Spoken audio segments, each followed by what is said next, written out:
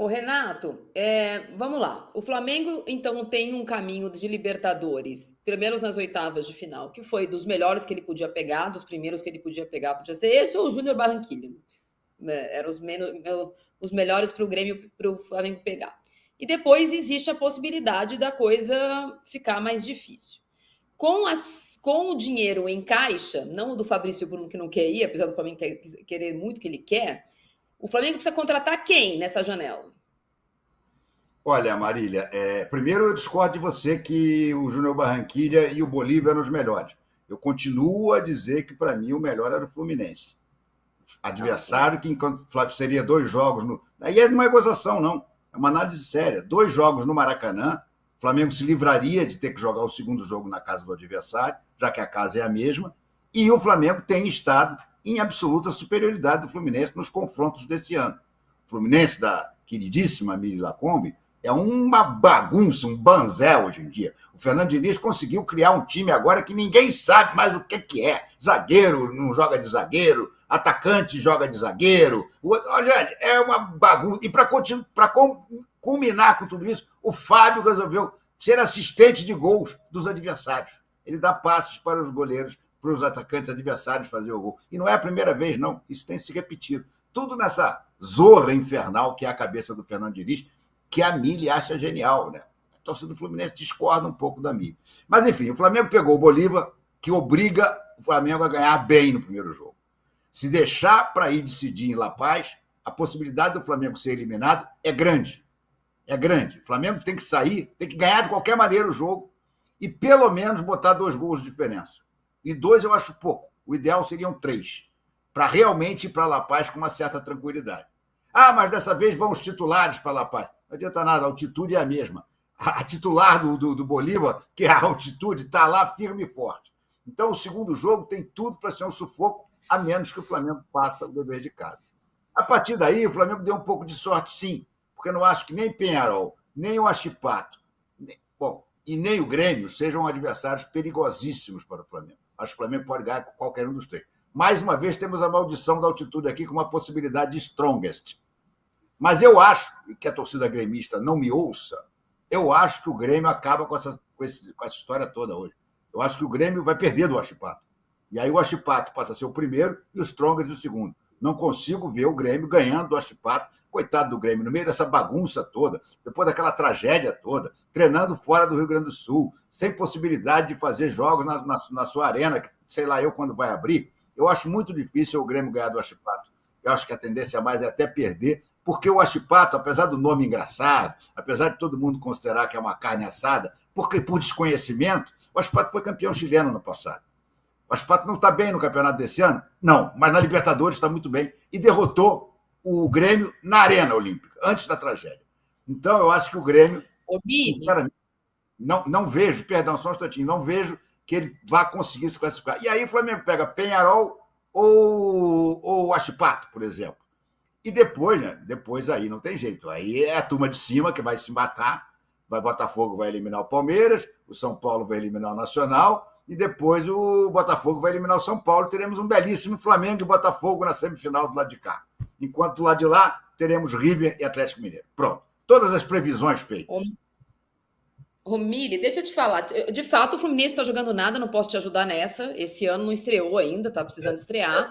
Mas pode, né? Precisa estrear. Em 2 meses vai ver que o dinizismo pega no breu de novo. Faltam 2 meses para o jogo. Pode ser que pegue o Grêmio, pode ser que pegue o Atipato, pode ser que tenha que subir a altitude lá da Bolívia e jogar com o Strongest. Aí não dá para ter Thiago Silva, Felipe Melo, Marcelo, minha mãe, né? A galera mais 45, assim, não dá. Vai ter que se justificar o Strongest, talvez tenha que olhar para o banco e contratar uma galera de xerém, porque senão fica difícil. Então, eu vou falar por parte, com muita calma, que eu meditei antes de entrar aqui hoje, seguirei defendendo o dinizismo. Então, eu acho o seguinte, vou deixar isso claro, Renato, presta atenção no que eu vou falar, porque depois você fala que eu não disse isso. O Fluminense está uma bagunça. O Fluminense está uma bagunça. Tá? Aí Estou sim, dizendo... aí sim. Isso dito. Eu acho que dizer assim, a torcida do Fluminense não está satisfeita, eu acho muita gente. Porque eu converso com pessoas que entendem que o time está bagunçado, mas existe um caminho para sair disso.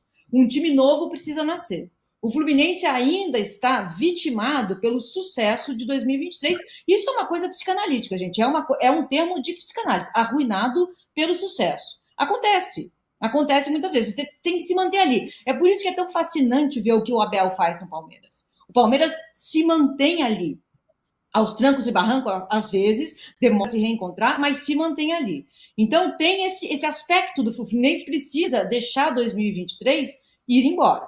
Tem isso. Outra coisa que eu preciso dizer.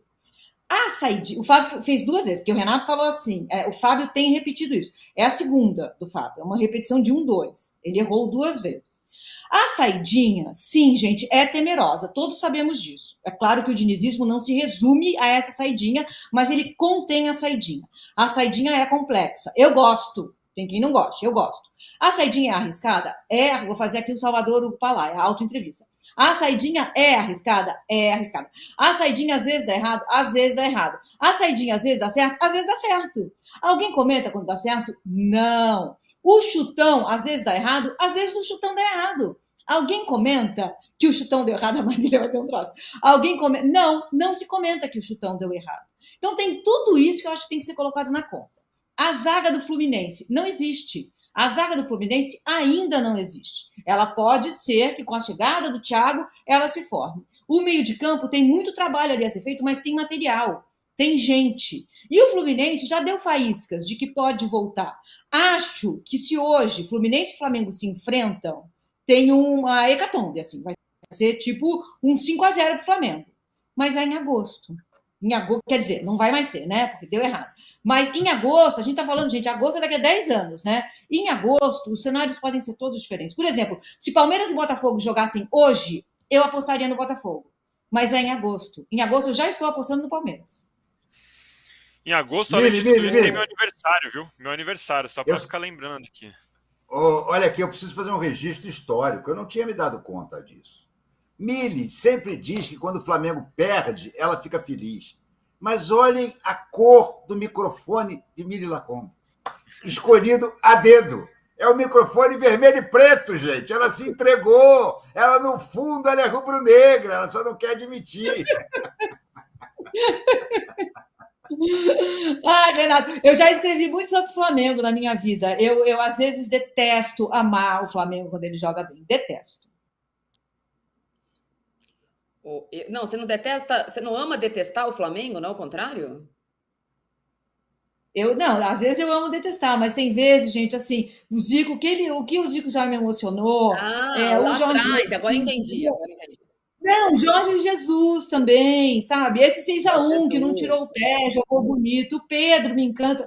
Assim, a gente tem uma dificuldade em admitir que a gente gosta de algumas coisas do rival, né? Seria mais bonito se a gente conseguisse fazer isso. Mas eu fico, sim, feliz quando o Flamengo perde, gente. Isso é indiscutível. Eu acho o branco do Palmeiras bonito. É alguma coisa do rival. O verde já não é exatamente... Não é, Danilo? Viu? Eu falei uma coisa bonita do Palmeiras. Você deveria falar uma coisa bonita do Corinthians, que não tem. Vou trazer aqui notícias de hoje do Corinthians. Houve aí a notícia dada primeiro no Globoesporte.com, que o Corinthians foi notificado sobre a cláusula de corrupção da empresa e o Corinthians tinha 10 dias para responder essa pergunta que foi feita no dia 27 de maio, lá, essa notificação feita no dia 27 de maio, e eu apurei de todos os lados os porquês dessa história. Então, primeiro vamos pela Vai de Bet, que é a empresa, que segue na postura fria e, por enquanto, serena de dizer que está cumprindo os prazos e cumprindo as cláusulas do contrato pelo seu lado, que está pagando em dia e que está fazendo as perguntas pertinentes. E aí eu posso dizer juridicamente os porquês disso. Há uma previsão legal da Justiça, do governo federal, que as bets, para serem regularizadas no final do ano, elas precisam se comportar bonitinhas durante o ano inteiro. E aí, só as bets que pagarem uma taxa de 30 milhões no final do ano vão ser inscritas como bets reguladas no Brasil. Então, todas elas algumas patrocinam alguns influencers, alguns patrocinam alguns clubes, aliás, todos os clubes, acho que menos o Palmeiras na Série A, elas precisam se comportar ali dentro de um protocolo entregue pelo governo federal e só as que estiverem dentro dessa forma, no final do ano, serão de fato regularizadas. E aí o quê? Faz parte, né? Vai ter tipo um banco central regulando as atividades, então vai ter um órgão que vai regular as atividades do jogo, que vai estar vinculado ao Ministério da Justiça. O que ela precisava fazer é dizer, parece que tem um problema aí no Corinthians e a gente está sabendo e a gente notificou.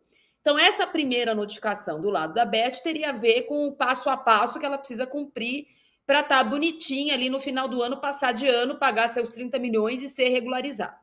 O Corinthians sabe que isso é pólvora na mão da oposição, que tem usado isso como munição para acelerar tanto os pedidos que tem dentro do Conselho, presidido pelo Romeu Tuma Júnior, de esclarecimento do Augusto Melo, de pedido de processo de impeachment, que estão colhendo assinaturas para apresentar esse pedido de reunião na próxima reunião a ser marcada, ainda não foi. E do lado da situação, há uma posição reativa de falar, não, Corinthians, aqui a única coisa oficial que a gente tem é a nota dizendo que o Corinthians fez o contrato do jeito que tinha que fazer e pagou o seu intermediário do jeito que tinha que fazer. O que o intermediário fez com o dinheiro não seria da responsabilidade do Corinthians, e o Corinthians está sentado em cima dessa justificativa. Por que o Conselho, a Comissão de Justiça dentro do Corinthians, dentro do Conselho do Corinthians, anda tão devagar com esse processo? Já foram recolhidos, são 5 advogados da Comissão de Justiça dentro do Conselho do Corinthians, que já receberam o contrato, já leram o contrato e agora começam a marcar as oitivas das testemunhas. Então vão chamar o Sérgio Moro, o Cassundé, o antigo diretor jurídico, o cara da Vai de Bet, eles vão ouvir essas pessoas. Por que o processo é lento? Pensa bem, gente, tem uma apuração, tem um inquérito policial aberto. Você já imaginou se 5 advogados andam na comissão rapidinho, descobrem ou não descobrem não descobrem principalmente alguma coisa, fecham a comissão e daqui a pouco a polícia manda dizer que tinha algum problema? Então está bastante claro para mim que isso dentro do Corinthians vai andar a reboque do que andar na polícia.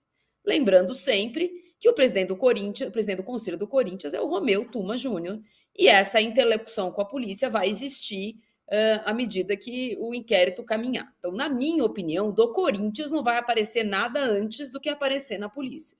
E quando aparecer na polícia, tcharam, vai aparecer no Corinthians. Essa é a apuração que eu tenho do atual momento. O Corinthians tem mais 2 dias para entregar a resposta à Vai de Bet. A resposta está quase pronta, mas é sempre bom lembrar. E para isso não há justificativa, presidente Augusto Melo. O Corinthians está com o presidente o presidente eleito viajando e o Corinthians não tem um diretor, um vice-presidente jurídico desde que o Lee pediu o boné há 15 dias já. Então não colocaram ninguém no lugar dele e o presidente foi para a final da Champions League e não voltou ainda. Não dá para ter. Faltam 2 dias para responder o requerimento. 2 dias. Estamos aqui e iremos contar. Miri, se tiver alguma coisa boa para falar do Corinthians, porque eu não meditei antes e realmente está difícil. Então, Marília, boa eu não tenho, mas eu quero falar uma coisa. Assim, desde o começo dessa história, tem alguma coisa me indignando. O trâmite legal vai ser seguido, as apurações serão feitas, tudo será, espero, esclarecido. O que me incomoda desde o começo é o seguinte: tem uma mulher na ponta final dessa história, que é uma mulher negra, periférica, mãe solo, de 3 filhos, que mora num barraco de 9 metros quadrados, e é ela que está exposta nessa história. Como é que não tem ninguém no Corinthians revoltado com isso? Como é que não tem na administração do Corinthians alguém que esteja berrando? Precisamos esclarecer isso. É inadmissível que uma pessoa que caracterize tanto o que é o povo no Brasil esteja passando por isso. Não tem. E a mulher, assim, é corintiana, né? Então, isso me indigna, porque não tem ninguém falando por essa mulher. Não tem ninguém falando isso é inadmissível, é inaceitável. Não, eu não sei. Então, é isso que me indigna. Eu espero que a história seja esclarecida, assim. Ô Danilo, no começo do ano, teve lá a entrevista da Leila, eu e a Mili estávamos lá. Muita gente cobrava que só tinha mulher, mas a gente estava lá, a gente foi lá. E teve perguntas sobre a Vai de Bet, porque tinha lá a promessa de que se um patrocínio aparecesse, um patrocínio maior no Corinthians, ela ia bancar e não sei o que, no rival. Ela tinha dito numa coletiva em outubro isso, e ela ficou com essa espada na cabeça, e aí ela falou, mas mostra o contrato, não sei o que do contrato e tal. O contrato apareceu, a VaiDeBet já disse quanto paga. De fato, agora dá para saber que do contrato o Corinthians está ganhando mais. Se vai ganhar por muito tempo, não se sabe. Existe também, esse ano, para o lado da Leila, uma campanha e uma necessidade de renovar o patrocínio. Não acaba só o mandato dela, o primeiro mandato, como acaba o patrocínio, a validade do patrocínio da Crefisa. Queria que você desse uma atualizada para mim como é que anda essa história, ou se isso tem algum reflexo aí na candidatura dela. A questão da VaiDeBet, eu acho que a VaiDeBet, como você disse, provou que paga lá os 120 milhões, né, no ano, são 3 anos de contrato, né? A questão da comissão é uma coisa normal, tem que ver por que está sendo desviada. Sobre o Palmeiras, agora o Palmeiras está entrando num período que vai começar a fazer a famosa concorrência para novos patrocinadores. A Crefisa tem um contrato até dezembro de 24 e até onde eu sei, a Leila até gostaria de deixar o Palmeiras livre para outras marcas, não precisar colocar a Crefisa de novo. Até onde eu sei, tem a Esportes da Sorte, é a principal, é a mais favorita, digamos assim, a entrar nesse posto. A gente vive agora, como você bem disse, nesses próximos meses, em 6 meses, a gente vai ter a regularização das casas de aposta. A Esportes da Sorte, provavelmente, ela estará regularizada nesse período, então ela vai poder se apresentar como uma das candidatas no Palmeiras. E, lembrando, a Esportes da Sorte já patrocina o time feminino do Palmeiras. Então ela vai fazer uma concorrência. Eu acho difícil alguém hoje conseguir concorrer em números com essas bets, especialmente as que vão ser regularizadas agora.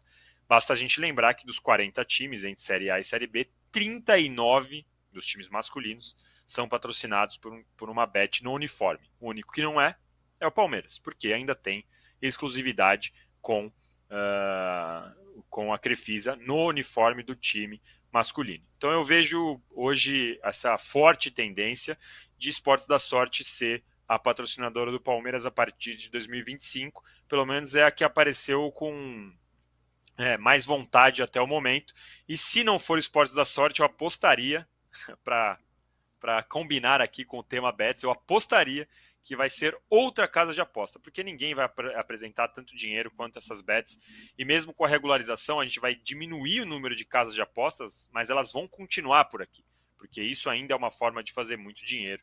Então eu tenho essa impressão para 2025 no Palmeiras. E assim, eu acho que seria até melhor para a Leila se a Crefisa saísse de vez do Palmeiras, porque aí ela fica pelo menos com um cargo só. Quando ela precisar renegociar contratos, etc., ela renegocia com os Esportes da Sorte ou seja lá com quem for a outra marca, e não precisa representar o Palmeiras e a Crefisa na mesma negociação.